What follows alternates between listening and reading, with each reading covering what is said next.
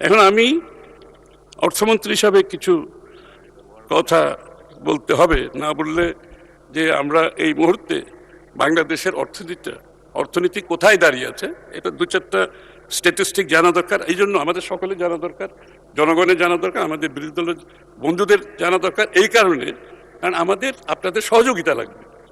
দেশটি তো আমাদের সকলের, এটা বিএনপির কোনো দেশ তো নয়, আমাদের সকলের দেশ, এবং আমরা সকলেই অনেক আশা বুক বেঁধে এখানে এসেছি বাংলাদেশটিকে গড়ার জন্য। বর্তমান প্রেক্ষাপট হচ্ছে অর্থনৈতিক কিছু চিত্র আমি তুলে ধরছি আপনাদের সাথে, যে ট্যাক্স জিডিপি, ট্যাক্সের সাথে জিডিপি অর্থাৎ ট্যাক্স এবং প্রবৃদ্ধির যে সংখ্যা, সেখানে এখন 7% নিচে নেমে এসেছি আমরা বাংলাদেশ।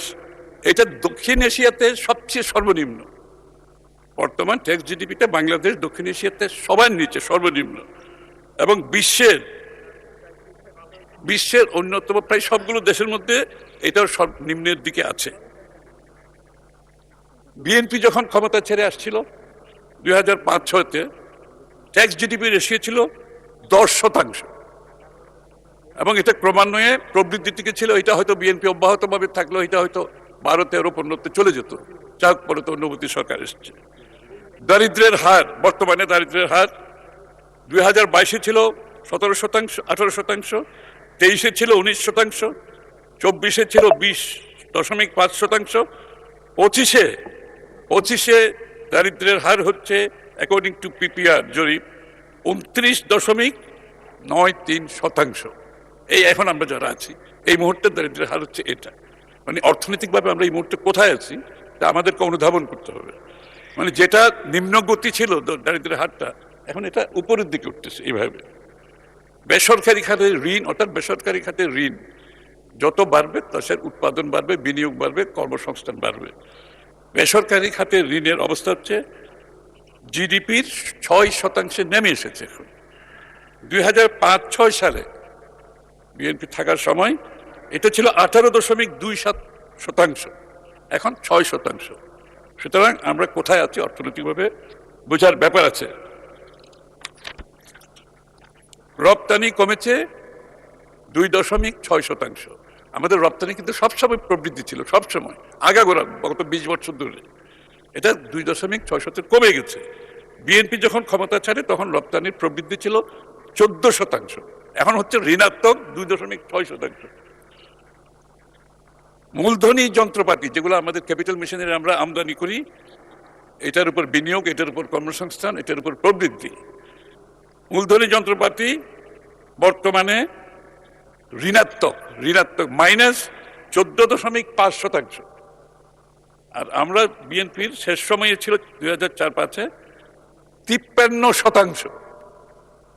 53% প্রবৃদ্ধি ছিল, এখন 14.5% ঋণাত্মক। এটা হচ্ছে নেগেটিভ 14%। খেলাপি ঋণ, আপনারা খেলাপি ঋণের কথা অনেক বলেছেন, আমরা বলছি, সবাই বলছে, বর্তমানে 30%-এর অধিক। কঠিন অবস্থা। 30%-এর অধিক যখন একটা দেশের খেলাপি ঋণ হয়, তখন অর্থনীতির গতি অলমোস্ট থেমে যাওয়ার অবস্থা চলে আসছে। Almost we are grinding to a halt অর্থনীতি। আমরা যখন 2005-এ ছিল 13%, এখন 30% পার হয়ে গেছে। খেলাপি ঋণ সবসময় থাকবে, তবে যে জায়গায় আমরা গেছি এটা এখান থেকে বেরিয়ে আসা কঠিন অবস্থা দেশের। বিদ্যুৎ 36,000 কোটি টাকা ভর্তুকি চলছে, কারণ লুটপাট, আপনার বিদ্যুৎ খাতে যে লুটপাট হয়েছে বিগত দিনে, তার ক্ষতি এখন আমাদের সকলকে বহন করতে হচ্ছে।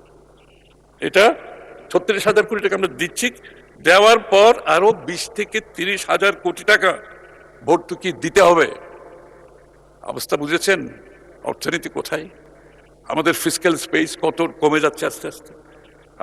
আমাদের সব সংসদ সদস্যরা দাবি এলাকাতে টাকা দিতে হবে, এলাকায় উন্নয়ন করতে হবে, একদম এই দাবি তো থাকবেই, স্বাভাবিক। আমরা জনগণকে রিপ্রেজেন্ট করি, এই দাবি তো থাকবে।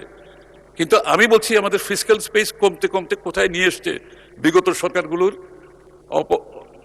দুর্নীতি এবং অব্যবস্থাপনা এবং ওয়েস্টেজের মাধ্যমে, হ্যাঁ, রং পলিসি, সবকিছুর মাধ্যমে।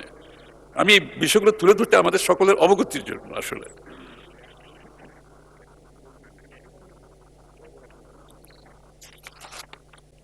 জ্বালানি তেল 2000 আমরা যখন ক্ষমতা নেওয়ার সময় 23-24-25-25-এ $508 মিলিয়ন আপনার বাকি রেখে গেছেন, ওনারা বাকি রেখে গেছেন, এটা পেমেন্ট করে না এগুলো, সেগুলো এখন আমাদেরকে তো পে করতে হচ্ছে এগুলো সব। গ্যাস খাতে $737 মিলিয়ন মেয়াদ উত্তীর্ণ দেয় না, এগুলো মেয়াদও শেষ হয়ে গেছে, মেয়াদ উত্তীর্ণ দেয় না, অর্থাৎ এক্সটার্নাল ওভারডিউ পরিশোধ করতে হচ্ছে বর্তমান সরকারকে। মধ্যপ্রাচ্যে যুদ্ধ বলার অপেক্ষা রাখে না। এলএনজি আমদানি বাবদ মার্চ টু জুন 2006 সময়ে অতিরিক্ত প্রায় 1000 কোটি টাকার অধিক ভর্তুকি চাহিদা তৈরি হয়ে গেছে ইতিমধ্যে মার্চ জুনের মধ্যে 11,000 কোটি টাকা অধিক আমাদেরকে ভর্তুকি দিতে হবে, এক্সিস্টিং ভর্তুকির সাথে বলছি আমি, এটা অ্যাডেড। জ্বালানি তেল 2026 এর মধ্যে এপ্রিল জুনের মধ্যে 10,258 কোটি টাকা ভর্তুকি আমাদেরকে দিতে হবে। আমি সংক্ষিপ্তভাবে বলেছি, আরো অনেক সমস্যা আছে, শেয়ার বাজারের আপনারা জানেন সমস্যা আছে, এবং ব্যাংকগুলোর রিক্যাপিটালাইজেশনের সমস্যা আছে, প্রাইভেট সেক্টরের রিক্যাপিটালাইজেশনের সমস্যা আছে, সার্বিকভাবে দেশের ডিরেগুলেশনের একটা বিষয় আছে, রিফর্মের বিষয় আছে, ইজ অফ ডুইং বিজনেসের বিষয়টা আছে, কস্ট অফ ডুইং বিষয়টা আছে। সব কিছুতে আমরা সর্বনিম্নে, কিন্তু এখন ইজ অফ ডুইং বিজনেসে বাংলাদেশ অনেকটা একেবারে তলায় এখন, কারণ এত রেগুলেট করতে করতে, ওভার রেগুলেট করতে করতে